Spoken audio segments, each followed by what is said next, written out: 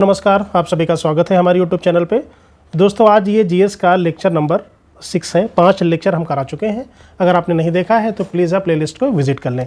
तो ये स्पेशल है CHSL के लिए, ठीक है। वैसे भी अगर आप कोई भी वनडे एग्जाम दे रहे हैं, कोई भी SSC का एग्जाम दे रहे हैं, रेलवे का एग्जाम दे रहे हैं, यूपी पेट का एग्जाम दे रहे हैं, ठीक है, तो वो सभी के लिए ये कारगर है और केवल रिवीजन के तौर पर इसको आप पढ़ सकते हैं। और ये जो भी क्वेश्चंस हैं इससे प्रीवियस ईयर में ये कहीं ना कहीं एग्जाम में पूछे गए हैं। तो आइए स्टार्ट करते हैं। ये क्वेश्चन बहुत पूछा जाता है। केवलाद्वैत या अद्वैतवाद के प्रतिपादक थे। कौन थे? शंकराचार्य जी थे अद्वैतवाद के प्रतिपादक। द्वैताद्वैतवाद के प्रतिपादक कौन थे? ये थे माधवाचार्य, ठीक है। तो ध्यान रखना है, अद्वैतवाद या केवलाद्वैतवाद के शंकराचार्य, द्वैताद्वैतवाद के हैं माधवाचार्य और विशिष्टाद्वैतवाद के हैं रामानुजाचार्य या रामानुज। और उसके बाद आगे बढ़ते हैं। उत्तर रामचरित के लेखक कौन थे? ठीक है, ये यूपी PCS में पूछा गया है। कौन थे लेखक? भवभूति। 10 कुमार चरितम रचनाएं किनसे संबंधित हैं? तो ये दंडी ने लिखी थी। कीर्तार्जुनियम रचनाएं किससे संबंधित हैं? ये भारवी ने लिखी थी। शिव मंदिर कहाँ स्थित है? तो शिव मंदिर तंजावुर में स्थित है। श्रीरंगम मंदिर कहाँ स्थित है? तो तिरुचिरापल्ली में स्थित है। तंजावुर के बृहदेश्वर मंदिर का निर्माण किसने कराया था? ये बहुत पूछा जाता है। ये राज प्रथम ने कराया था तंजावुर के बृहदेश्वर मंदिर का, ठीक है। अष्टांग हृदय संहिता किससे संबंधित है? ये चिकित्सा शास्त्र से संबंधित है। ये क्वेश्चन कई बार पूछा गया है, इसको ध्यान से देखिएगा। अष्टांग हृदय संहिता का जो वर्णन है उसमें क्या है? वो चिकित्सा शास्त्र से रिलेटेड है। क्वेश्चन कह रहा है कि किस राजवंश में फूफी की पुत्री के साथ विवाह वर्जित नहीं था? जो इक्ष्वाक वंश था उसमें वर्जित नहीं था। दिल्ली सल्तनत काल में टाका सिक्का किस धातु का बना होता था? तो वो चांदी का होता था, ठीक है। ये दिल्ली सल्तनत की बात कर रहे हैं कि जो ये टाका जो सिक्का होता था, ठीक है, वो चांदी का बना होता था। दीवाने वरीद किसे कहा जाता था? तो ये एक गुप्तचर विभाग था। लॉर्ड कर्जन ने किस वर्ष गवर्नर जनरल का पद स्वीकार किया था? तो 1899 में ये गवर्नर जनरल बना था। सुल्तानों में से किसने अशोक के विशाल पत्थर स्तंभ को सोने का स्तंभ कहा था? किसने कहा था? फिरोज शाह तुगलक ने। वर्ष 1905 के दौरान गवर्नर जनरल कौन था? लॉर्ड मिंटो था, ठीक है। तो ये भी यूपी PCS जे में पूछा गया है 2016 में, ठीक। तो ये चीज़ें तभी आप क्लियर कर पाएंगे जब आपको डेट याद होगी। 1905 के दौरान गवर्नर जनरल कौन था? Lord Minto. लॉर्ड हार्डिंग किस वर्ष भारत का गवर्नर जनरल बना था? तो 1910 में बना था। वर्ष 1926 में भारत का गवर्नर जनरल कौन था? लॉर्ड इरविन था और वो 30वां था। मैंने अपना राज्य अपनी प्रेमिका के हाथ 1 कप शराब तथा 1 थाली शोरबा के लिए बेच दिया। किस मुगल शासक ने यह कहा था? ठीक, तो ये भी इंपॉर्टेंट क्वेश्चन है। ये स्टेटमेंट किसका था? ये था जहांगीर का। बहादुरपुर का युद्ध कब हुआ था? ये 24 फरवरी 1658 में हुआ था। धर्मत का युद्ध हुआ था 15 अप्रैल 1658। सामूगढ़ का युद्ध हुआ था 29 मई 1858 को हुआ था। किसने 19 मई 1928 को बम्बई में आयोजित सर्वदलीय सम्मेलन की अध्यक्षता की थी? ठीक, किसने की थी? Doctor M.A. अंसारी ने की थी। ये कब आयोजित हुआ था? 19 मई 1928 को बम्बई में आयोजित की गई थी।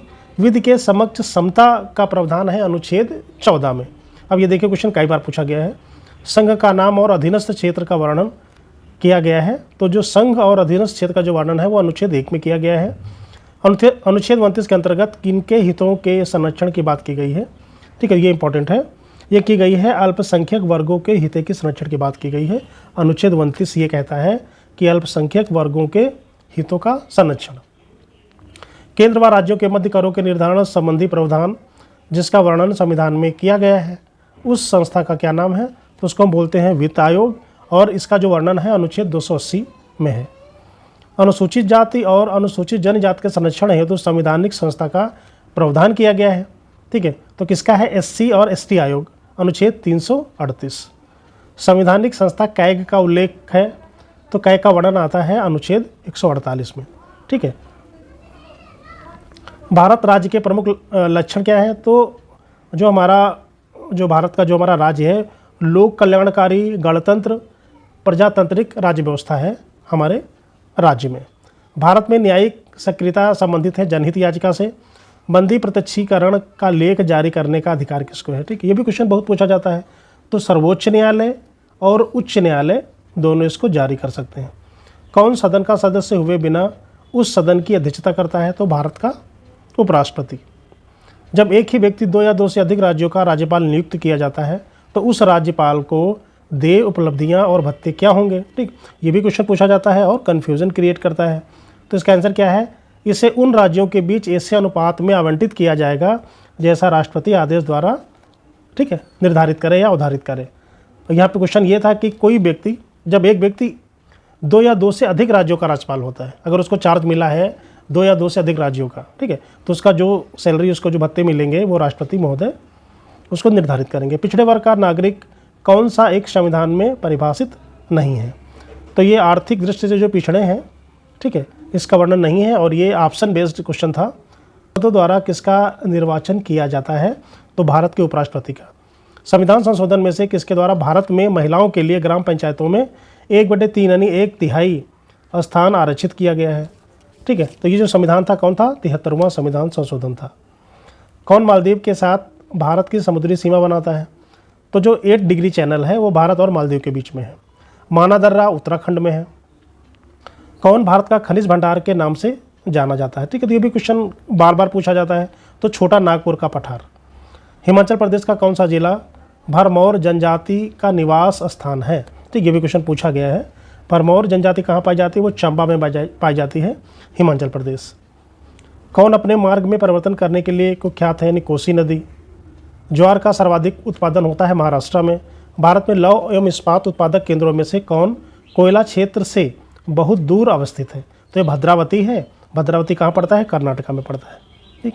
रानीगंज कोयला खदान पश्चिम बंगाल में है। भारत में किस राज्य का कोयला का संचित जो भंडार है वो सबसे ज़्यादा है, वो झारखंड में है। फिलहाल जो इसमें करंट डेटा है जो भी आया होगा वो देख लीजिएगा। भारत के किस राज्य में फूलों की खेती अग्रणी है, ठीक, तो फूलों की खेती कर्नाटका में बड़े स्तर पर की जाती है। भारत में पेट्रो रसायन के उत्पादन का सबसे बड़ा केंद्र, तो जामनगर गुजरात, ठीक है, कई बार पूछा गया है। भारतीय हीरा संस्थान सूरत में अवस्थित है। कौन सा स्थान भारत का ग्रीनविच कहा जाता है, तो उज्जैन कहा जाता है। भारतीय दुर्भिक्ष संहिता 1883 का निर्माण किस आयोग ने किया गया था, तो जो स्टेची आयोग था वो जो अकाल पड़ा था वो उससे संबंधित था और 1883 में आया था। भारत का संघीय न्यायालय स्थापित किया गया था 1937 में, ठीक, वेरी इंपॉर्टेंट। लिखा दूध गंगा नदी जम्मू कश्मीर में स्थित है। कौन सी नदी उड़ीसा में अपना डेल्टा बनाती है, तो उड़ीसा की बात की है तो महानदी, ठीक है, डेल्टा बनाती है। किशन गंगा एक सहायक नदी है झेलम नदी की। भारतीय संविधान कैसा है, तो अंशतः कठोर है और अंशतः लचीला, नहीं थोड़ा कठोर और थोड़ा लचीला। भारतीय हीरा संस्थान स्थापित किया गया है सूरत में, ठीक, और कब किया गया था, 1978 में, ठीक। स्थान पूछेगा तो सूरत, कभी कभी वो सन पूछ लेगा तो आप 1978। कंप्यूटर की स्थायी स्मृति को हम रोम बोलते हैं। ऋग्वेद में किन नदियों का उल्लेख अफगानिस्तान के साथ आर्यों के निकट संबंध का परिचालक है, तो ये जैसे कुंभा, क्रुमु, गोमती, गोमल, ठीक है, तो गोमती को ही गोमल बोलते हैं। तो संविधान के किस भाग में नागरिकता से संबंधित प्रावधान है, तो नागरिकता का वर्णन भाग 2 में है और ये अनुच्छेद 5 से लेके 11 तक। पूना ताम्रपत्र अभिलेख संबंधित है, ठीक है, ये वेरी इंपॉर्टेंट क्वेश्चन है। जो पूना ताम्रपत्र अभिलेख संबंधित है प्रभावती गुप्ता से, ठीक है, ये प्रभावती गुप्त से। रविंद्रनाथ टैगोर को नोबेल पुरस्कार 1913 में मिला था। सार्वजनिक निजी भागीदारी पीपीपी पर आधारित अवसंरचना विकास में पुनर्वलोकन तथा परिष्करण हेतु गठित समिति का अध्यक्ष कौन था, वी केलकर, ठीक। तो जो सार्वजनिक निजी भागीदारी, खुले बाजार की कार्रवाइयाँ समाहित होती हैं साख नियंत्रण एवं परिणात्मक विधियों से, ठीक है, तो ये भी देख लेना, केवल ये ऑप्शन बेस्ड हैं। जैसे खुले बाजार की जो कार्रवाइयाँ हैं वो कैसे समाहित होती हैं, तो साख नियंत्रण और परिमाणात्मक विधियों से, ठीक। 4 ऑप्शन में ये लिया गया है। रंग महल संस्कृति संबंधित है कुषाण युग से। किसने बोधगया में सिंगली भिक्षुओं के लिए बिहार बनाने की अनुमति दी थी, तो समुद्रगुप्त ने दी थी, ठीक है। तो दोस्तों आशा करता हूँ ये वीडियो आपको अच्छा लगा होगा। प्लीज़ लाइक, शेयर और सब्सक्राइब जरूर करें। Thank you very much.